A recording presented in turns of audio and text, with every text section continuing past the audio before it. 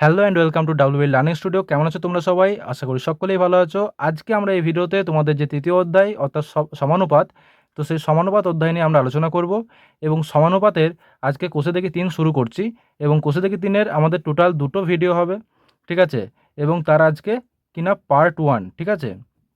আজকে হচ্ছে পার্ট 1 এবং পার্ট 1 ভিডিওতে আমরা ১ নাম্বার কোশ্চেন থেকে ৭ নাম্বার কোশ্চেন পর্যন্ত এই ৭টি কোশ্চেনের সমাধান এই ভিডিওতে দেখে নেব এবং পরের দিন আমরা ৮ নাম্বার কোশ্চেন থেকে শুরু করব। ক্লিয়ার? তো চলো আজকে আমরা একের দাগে কী কোশ্চেনগুলো আছে দেখে নেওয়া যাক এবং সেগুলো সমাধান করি। ক্লিয়ার? তো চলো শুরু করি। দেখো, একের দাগে কোশ্চেনটা কী বলছে না, ছক পূরণ করি। এখানে 4টি করে সংখ্যা দেওয়া আছে। এবার এই 4টি করে সংখ্যা যদি সমানুপাতি হয় তো আমরা সেকেন্ড ঘরে লিখব, আর যদি সমানুপাতি না হয় তো আমরা এই 3 নাম্বার ঘরে লিখব। ক্লিয়ার? তো দেখো, একের দাগে কী বলছে, প্রথম কোশ্চেন যে 8, 10, 16 আর 20, ঠিক আছে? আমরা সূত্র কি জানি,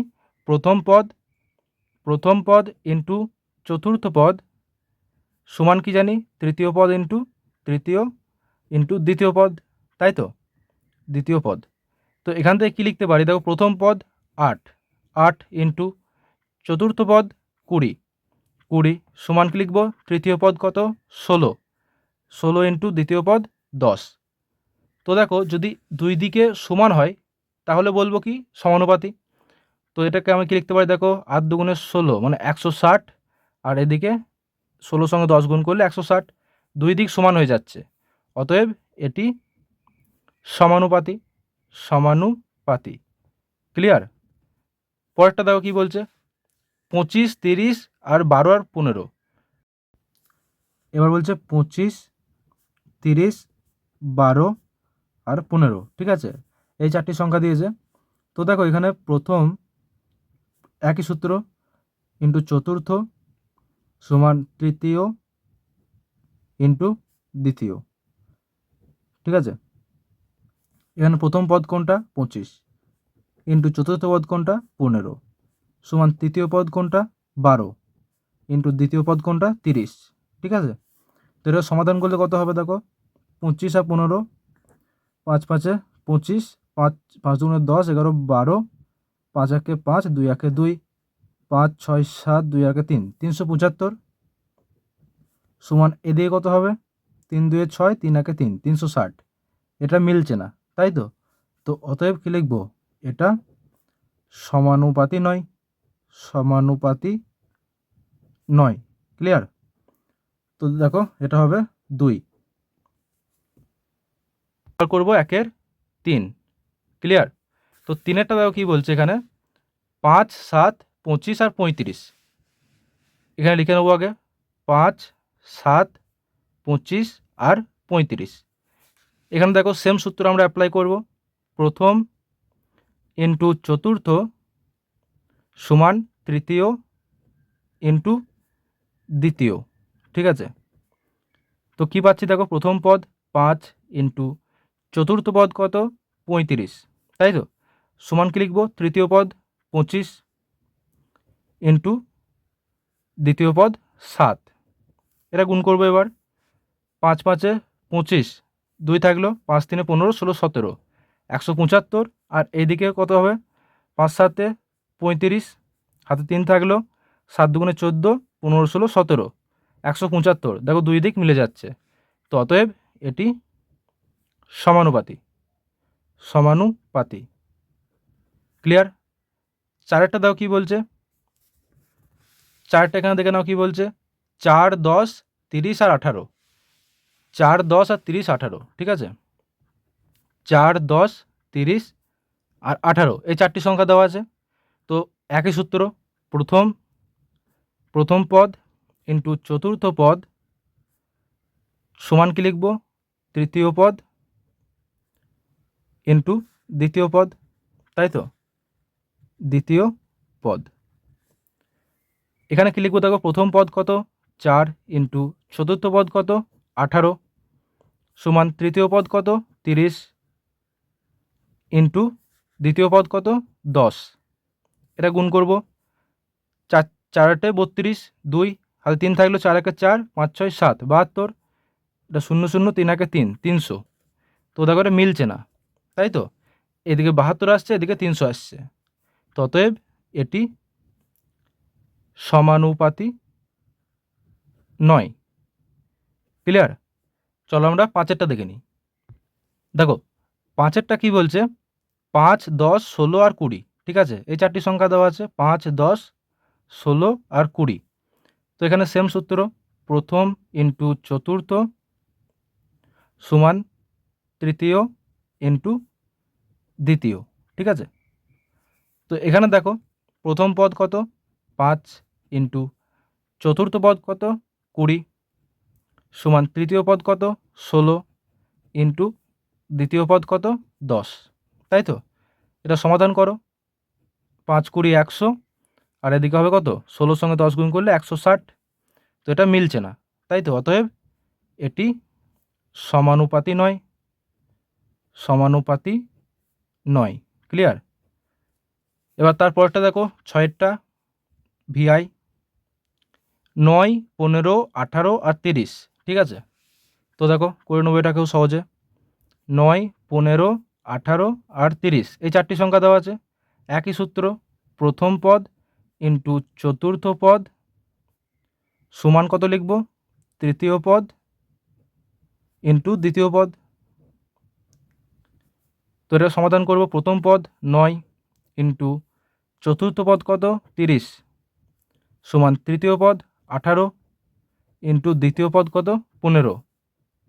এটা আবার গুণ করো, এটা কত হবে, 9, 0, 0, 3, 9, 27, 270।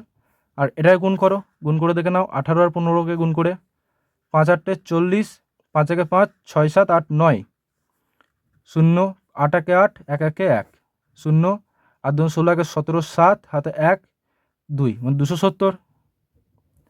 এইদিকেও 270 আসছে, এইদিকেও 270 আসছে, অতএব এটি সমানুপাতি, সমানুপাতি। ক্লিয়ার? বুঝতে পেরেছো? দেখো 1এর দাগের প্রত্যেকটা অঙ্কের সমাধান আমি করে দিয়েছি, আশা করি বুঝতে পেরেছো। এবার 2এর দাগের অঙ্কটা আমরা দেখে নেব। 2এর দাগের কোশ্চেনটা কি বলছে দেখো, যে 8 জন লোক একটি কাজ 15 দিনে করতে পারে, হিসাব করে দেখি 10 জন লোক ওই কাজটি কত দিনে করতে পারবে। এই ধরনের অঙ্ক আমি নিজে করি 3.5-এ কভার করেছিলাম। তো একইভাবেই এই অঙ্কগুলো হবে সমাধান। তো চলো এটা খাতায় কলমে করে দেখি। তো 2এর দাগের গণিতের ভাষায় সমস্যাটি কি হলো, গণিতের ভাষায় সমস্যাটি হলো এখানে দুটো ঘর হবে, একটা হবে যে লোক সংখ্যা, আর একটা ঘর কি হবে, দিন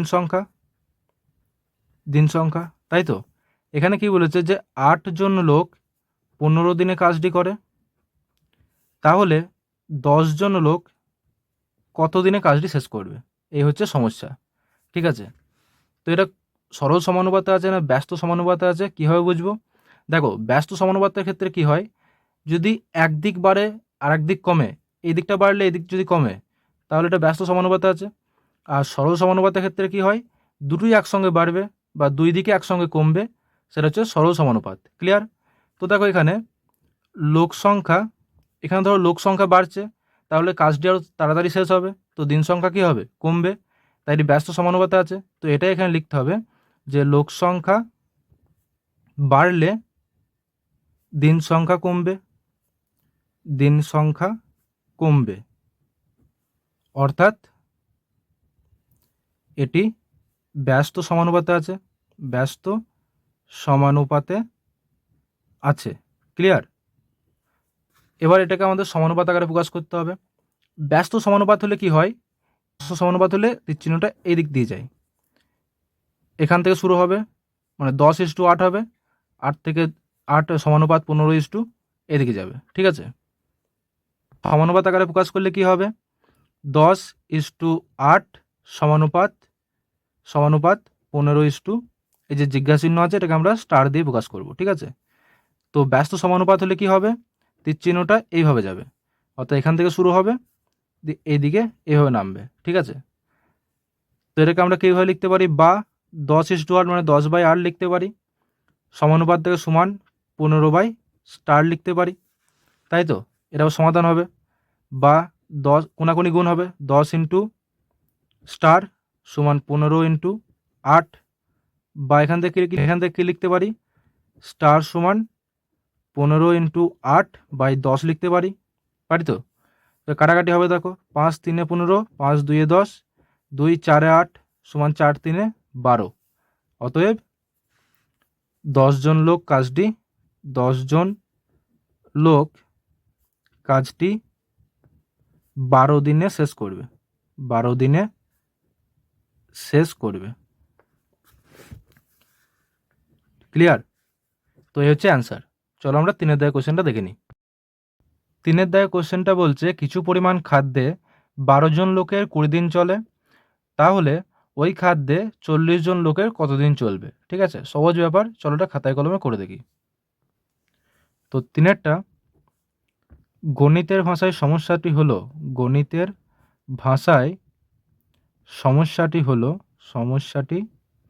হলো এখানে দুটি ঘর হবে, একটা হবে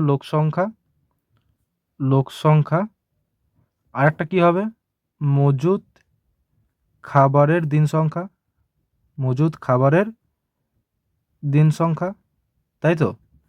তো দেখো এখানে কি বলেছে না, 12 জন লোকের যা মজুদ খাবার আছে তাতে 20 দিন চলে, ঠিক আছে। এবার কি বলছে না, 12 জন নয়, এবার বলছে 40 জন, ঠিক আছে। তাহলে 40 জনের ওই মজুদ খাবারে কতদিন চলবে? এই হচ্ছে মেন সমস্যা, ঠিক আছে, গণিতের ভাষায় সমস্যা। তো দেখো এখানে লোক সংখ্যা যেহেতু বাড়ছে, তাই মজুদ খাবারে অল্প দিন চলবে, তাই এটি কি ব্যস্ত সম্পর্কে আছে। তো এখানে ওইটাই লিখব যে লোক সংখ্যা বাড়লে মজুদ খাবারে কম দিন চলবে, অর্থাৎ এটি ব্যস্ত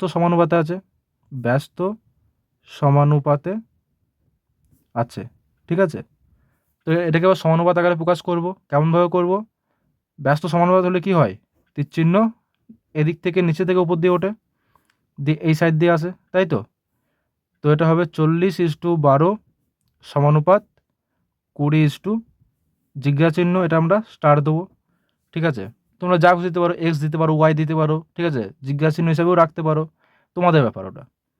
তো এটাকে বা কে লিখতে পারি, 40:12 মানে 40/12 সমান 20/স্টার লিখতে পারি তো? তো বা এখান থেকে কী লিখতে পারি, দেখো 40 × স্টার সমান কোনাকুনি গুণ হবে 20 × 12, তাই তো? তো বা এখান থেকে কী লিখতে পারি, যে স্টার = কত লিখতে পারি, 20 × 12/40 লিখতে পারি। তো 0 0 কাটা যাবে, 2 2 4, 2 6 12 সমান 6। অতএব এখান থেকে আমরা অ্যান্সার কি লিখব, অ্যান্সার লিখব যে 40 জনের মজুদ খাবারে 6 দিন চলবে। এই হচ্ছে অ্যান্সার। ক্লিয়ার? 4-এর দাগের কোশ্চেনটা কী বলছে, দেখো অরুণবাবু তার কৃষি জমিতে 16টি লাঙল দিয়ে 10 দিনে সব জমি চাষ করিয়েছেন। ওই সব জমি 8 দিনে চাষ করতে চাইলে কতগুলি লাঙল দরকার ছিল, হিসাব করে লিখি। ঠিক আছে, সহজ ব্যাপার, খাতায় কলমে করে দেখি। দেখো 4টায় গণিতের ভাষায় সমস্যাটি হলো কি হবে, এখানে দুটি ঘর হবে, একটা কি হবে দিন সংখ্যা, আর একটা কি হবে লাঙল সংখ্যা, তাই তো? এবার এখানে দেখো যে দিন সংখ্যা প্রথমে কত বলেছে, যে 10 দিনে সব জমি চাষ করেন 16টি লাঙল দিয়ে, ঠিক আছে, বা 16টি লাঙল দিয়ে। তাহলে 8 দিনে যদি সব জমি চাষ করতে হয় তাহলে কটি লাঙল প্রয়োজন? 10 দিনে চাষ করেন 16টি লাঙল দিয়ে, এবার ওই সব জমি যদি 8 দিনে চাষ করতে হয় তাহলে কটি লাঙল প্রয়োজন সেটা আমাদের হিসাব করে বের করতে হবে, ঠিক আছে। তো এখানে দেখো যে দিন সংখ্যা যেহেতু কমছে তাই লাঙল সংখ্যা বেশি লাগবে, যদি দিন সংখ্যা বাড়তো লাঙল সংখ্যা কম লাগতো, তাই তো? তো এটাও কি আছে, এটাও ব্যস্ত সম্পর্কে আছে, একদিক বাড়ছে একদিক কমছে। ক্লিয়ার? তো এখানে কি লিখবো, যে দিন সংখ্যা কমছে দিন সংখ্যা কমলে লাঙল বেশি লাগবে, তাই তো? অর্থাৎ এটি ব্যস্ত সমানুপাতে আছে, ঠিক আছে? এবার এটাকে আমরা কি করব, সমানুপাত আকারে প্রকাশ করব। কেমনভাবে? তীরচিহ্ন কোন দিকে যাবে? এই বরাবর যাবে। তো এটা সমানুপাত আকারে প্রকাশ করলে কি হবে? 8:10 সমানুপাত 16:, জিজ্ঞাসা চিহ্ন, এটা তোমরা এক্স ধরতে পারো, ঠিক আছে? তোমাদের এক্স ধরেই দেখাচ্ছি, ঠিক আছে? এটা এক্স ধরলাম, এবার স্টার ধরে না এক্স ধরেছি। তো এটাকে কি লিখতে পারি?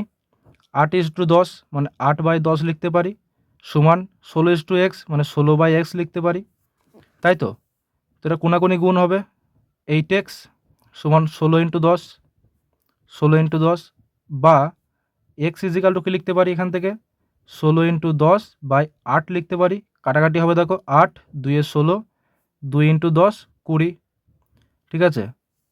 তো অতএব এখান থেকে আমরা অ্যান্সার কি লিখব? যে 8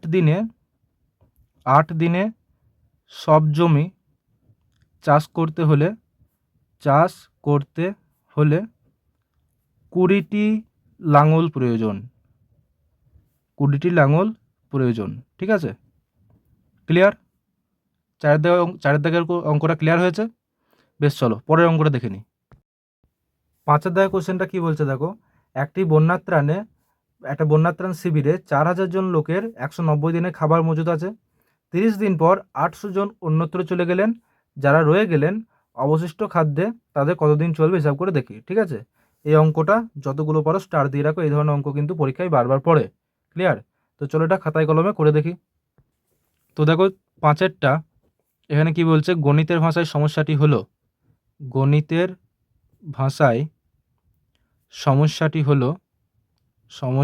হলো এখানে দুটো ঘর হবে, একটা হবে যে লোক সংখ্যা আর একটা হবে যে দিন সংখ্যা, ঠিক আছে? মজুদ খাবারের দিন সংখ্যা, তো দিন সংখ্যায় লিখছে এটাকে, শুধু দিন সংখ্যা। ক্লিয়ার? তো দেখো প্রথমে কি না, 4000 জন লোক ছিল, 190 দিনের খাবার মজুদ ছিল, ঠিক আছে? এবার কি হলো, 30 দিন পর অর্থাৎ 160 দিন, 30 দিন পর কি হলো, 4000 জন লোক থেকে 800 জন লোক অন্যত্র চলে গেল, অর্থাৎ এখানে পড়ে থাকলো কতজন? 3200 জন, তাই তো? এখানে দেখো 190 দিনের মধ্যে 30 দিন খাওয়া হয়ে গেছে অলরেডি, ঠিক আছে? 4000 জন লোক মিলে 30 দিনের খাবার অলরেডি খেয়ে নিয়েছে, অর্থাৎ 160 দিনের খাবার পড়ে আছে, তাই তো? 160 দিনের খাবার পড়ে আছে এখনও। এবার কি হয়েছে, 4000 জন লোক থেকে 800 জন লোক অন্যত্র চলে গেল, তো আমাদের পড়ে থাকছে কত? 3200 জন। এবারে 3200 জন লোকের 160 দিনের খাবার পড়ে আছে এখনও, তো এই টোটাল যে খাবারটা পড়ে আছে এখন, তো সেই খাবারে আর কতদিন চলবে, তাই তো? তো চলো এটা এবার সমাধান করে দেখি। দেখো এখানে লোক সংখ্যা যেহেতু কমছে, তাই তো? এখানে লোক সংখ্যা কমছে, তাই মজুদ খাবারে বেশি দিন চলবে, অর্থাৎ এটা কি আছে, এটা ব্যস্ত সমানুপাতে আছে। এটা এখানে লিখব যে লোক সংখ্যা কমছে, তাই মজুদ খাবারে বেশি দিন চলবে, অর্থাৎ এটি ব্যস্ত সমানুপাতে আছে। ক্লিয়ার? তো এটাকে এবার সমানুপাত আকারে প্রকাশ করব। 3200:4000, আগেই শিখেছি ব্যস্ত সমানুপাত হলে কীভাবে লিখতে হয়, সমানুপাত 160:x, জিজ্ঞাসা চিহ্নটা আমরা এক্স দিয়ে প্রকাশ করলাম, ঠিক আছে? তো এটাকে বা কী লিখতে পারি, 3200/4000 লিখতে পারি, তাই তো? 3200/4000 লিখতে পারি, সমান কি লিখতে পারি, 160/x লিখতে পারি তো? তো এখানে বা কি লিখতে পারি, দেখো এখানে একটা শূন্য, এদিক নিচে দুটো শূন্য কাটা যাবে, নিচে দুটো শূন্য আর উপরে দুটো শূন্য কাটা যাবে, তো পড়ে থাকছে কত, 32/40 সমান 160/x পড়ে থাকছে, তাই তো? তো বা 32 × x সমান 160 × 40 করতে পারি, কোনাকুনি গুণ হয়, তো বা এখান থেকে x ইজিক্যাল টু কি লিখতে পারি, 160 × 40/x 32 লিখতে পারি। কাটাকাটি হবে দেখো 2 20 40, 2 16 32, এখানে ডাইরেক্ট কাটাকাটি হবে 16 একে 16 মানে 10 থাকছে উপরে পড়ে। তো সমানটা কি লিখতে পারি 10 × 20 মানে 200, তাই তো? তাহলে এখান থেকে উত্তর কি লিখব? অতএব 3200 জন লোকের মজুদ খাবারে 200 দিন চলবে, 200 দিন চলবে। ক্লিয়ার? এই হচ্ছে অ্যান্সার। 6 দাগেরটা কি বলছে দেখো, যে 3টি ছাতা বা একটি চেয়ারের দাম 600 টাকা, তাহলে 2টি ছাতা ও 2টি চেয়ারের দাম কত হবে হিসাব করে দেখি। চলো এটা একটু ট্রিকি কোশ্চেন করে দেখাচ্ছি। দেখো 6টা কি বলেছে, যে 3টি ছাতা বা একটি চেয়ারের দাম বলেছে 600 টাকা, তাই তো? তাহলে এখান থেকে কী পাচ্ছি, যে 3টি ছাতা সমান 600 টাকা, তাহলে একটি ছাতা সমান কত হবে 200 টাকা, তাই তো? তো 200 টাকা। ক্লিয়ার? তো একটি ছাতার দাম বের হলো 200 টাকা, আর একটি চেয়ারের দাম তো বলাই আছে, একটি চেয়ারের দাম 600 টাকা বলা আছে, 600 টাকা বলা আছে। এবার আমাদের বের করতে কী দিয়েছে, যে 2টি ছাতা ও 2টি চেয়ারের দাম বের করতে দিয়েছে। তো অতএব 2টি ছাতার দাম হবে কত, একটি ছাতার দাম 200 টাকা, তো 200 × 2 মানে 400 টাকা, 400 টাকা। ক্লিয়ার? এবং 2টি চেয়ারের দাম সমান কত হবে, একটি চেয়ারের দাম 600 টাকা, তো 600 × 2 হবে মানে 1200 টাকা, তাই তো? তাহলে এদের যে মোট দাম, অতএব 2টি ছাতা ও 2টি চেয়ারের দাম সমান কত হবে, 400 + 1200 সমান 1600 টাকা, তাই তো? চলো পরের অঙ্কটা দেখে নিই। দেখো আজ আমরা বলেছিলাম 7 নাম্বার পর্যন্ত অঙ্কের সমাধান করব। এবার 7-এর কোশ্চেনটা কিচ্ছু নাই এখানে, ঠিক আছে? এটা পুরো তোমাদের সেই খেলা করা, মজা করা এরকম টাইপের অঙ্ক, ঠিক আছে? 7-এরটা বলছে আমরা শ্রেণীতে আজকে আমাদের উপস্থিতি ও অনুপস্থিতির অনুপাত নির্ণয় করি। আজ ষষ্ঠ শ্রেণীর উপস্থিতি অনুপস্থিতি অনুপাত বের করি। 2টি অনুপাত সমান কিনা দেখি, 4টি সংখ্যা অনুপাত আছে কিনা দেখি, ঠিক আছে? এটা পুরোটা নিজেদেরকে ধরে নিতে হবে যে আমাদের শ্রেণীতে এত উপস্থিত ছিল, এত অনুপস্থিত ছিল, ঠিক আছে? ষষ্ঠ শ্রেণীতে এত উপস্থিত ছিল, এত অনুপস্থিত ছিল, দিয়ে তাদের অনুপাত বের করতে হবে। এবার দেখতে হবে যে অনুপাত দুটি সমানুপাতে আছে কিনা, ব্যাস এইটুকুই কাজ। তো এটা তোমরা বাড়িতে করতে পারবে, এটা জাস্ট মানে মজা করা অঙ্ক যাকে বলে, ঠিক আছে? এই ধরনের অঙ্ক তোমাদের পরীক্ষায় তো দেয়ই না, এটা জাস্ট বইয়েই দেয়। 7-এরটা এমনকি 8-এরটাও তাই, ঠিক আছে? এই 8-এর যে অঙ্কটা দেখতে পাচ্ছ, এই ধরনের অঙ্ক তোমাদের পরীক্ষায় তো আসেই না, জাস্ট এগুলো মজা করার জন্য তোমাদের মানে আর কি বইতে ছাপে, তাছাড়া কিচ্ছু নয়। তো ঠিক আছে, চলো 7-এর অঙ্কটা করার মতো কিচ্ছু নেই, তো ভিডিও এখানেই শেষ করছি। দেখা হচ্ছে পরের দিন। 8-এরটা পরের দিন আমি করব না, একদম 9 থেকে শুরু করব, ঠিক আছে? তো পরের দিন আমরা 9 থেকে শুরু করব। আজকের মতো ভিডিও এতটুকুই, দেখা হচ্ছে পরের দিন। তো চলো, ততক্ষণ ভালো থেকো, সুস্থ থেকো এবং প্র্যাকটিস চালিয়ে যাও, কারণ প্র্যাকটিসই অঙ্কের সব কিছু। তো টাটা, বাই বাই, এবং চ্যানেলটা সাবস্ক্রাইব করে রেখো এই ধরনের আরও ভিডিও পাওয়ার জন্য।